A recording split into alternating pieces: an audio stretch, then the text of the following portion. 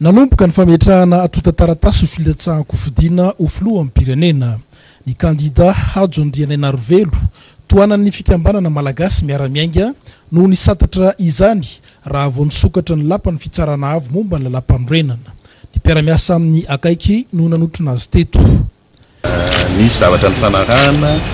teto amin'ny firenena hoe hanovan'ity firenena ity dia tohizana hatrany farany le izy dia izay no tonga voalohany eto ilaza amin'ny vahoaka malagasy vonina tanteraka aniren'andraikitra ary anoy an'izany hatramin'ny farany fametrahako filatsahako fifidianana androany koa manamarika amin'ny vahoaka malagasy fa tsy maintsy mboso makany amin'ny fifidianana itsika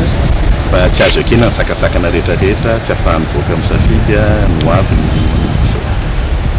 adiny roa taorin'izay no nigadona ny kandida Laineric Jean notronon'ny komite mpanohana sy ny sekretera nasionaly ny PSDUM ary ny UDRC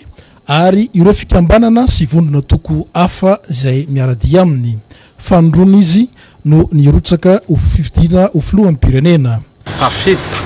dia hataka nataonay hoe mba hisiny bulletin unique amin'izay raha fa tongany ny fanjakana dia tongany koa ny kandida rehetra ka mino zahay fa mihatsaratsara ny fifidianana atao amin'ity tahaka an'izay koa dia nitakina koa tamin'izay mba tsy ho ny fanjakana no hikarakara ny fifidianana satria manjary voateritery ny mpiasa-panjakana rehetra faoka tokony hisy organisme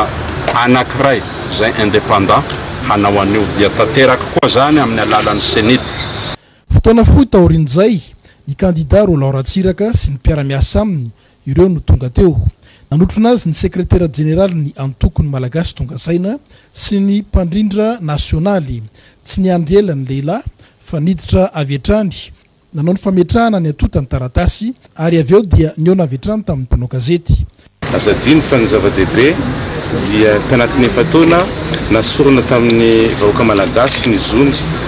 mihoatran'izany efa tsy nifidy intsony izy ka averina amin'ny zony ahafahany safidy satria zay dia fantatrareo fa anisan'ny manaja ny zon'olombelona io zony malagasy io zany nasorona taminy dia averina aminy izy amin'ny 7 jolay isafidy no aviny izy ka enganie ka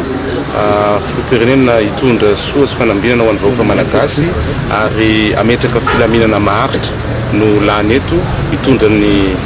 tanindrazantsika. Sampandrara-panjakana rehetra izay voakasiky ny fanomezana ireo antota-taratasy mety hilainy ny platsaka hofidiana dia tsy maintsy misokatra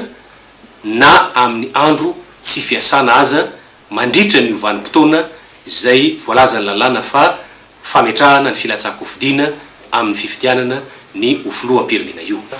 Filatsahako hofidiana na io ilay déclaration de candidature dia tsy maintsy ampiarahana amin'reto zavatra manaraka ireto.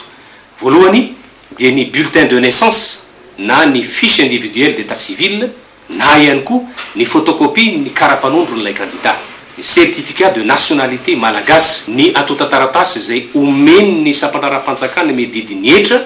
izay manambara ny fahaloavan'ilay candidat ny hetra firenena tao anatin'ny 3 taona farany. Ny fanambarana tsy misy fitaka déclaration sur l'honneur, fanambarana tsy misy fitaka mikasika ny fanananao rehetra, ny certificat de résidence fanamarinam-ponenana, ny fahafito dia ny extrait de casier judiciaire bulletin numéro 3, ny fahavalo dia ny fanamarinana taratasy avoaka ny filohan'ny commission électorale de district fanambarana tsy misy fitaka fa manome toky fa anaja ny voalaza ny lalampanorenana. Any fahafolo dia ny photocopie n'ilay antota-taratasy manamarina fa voaloha tokoa ilay 50 tapitrisa ariary zay tsy maintsy alohany zay teo candidat ilatsaka filoham-pirenena. Ary ny farany 1/10 dia ilay sary famantarana an'ilay candidat izay hapetraka amin'ny bulletin unique izay atotan'ny fanjakana.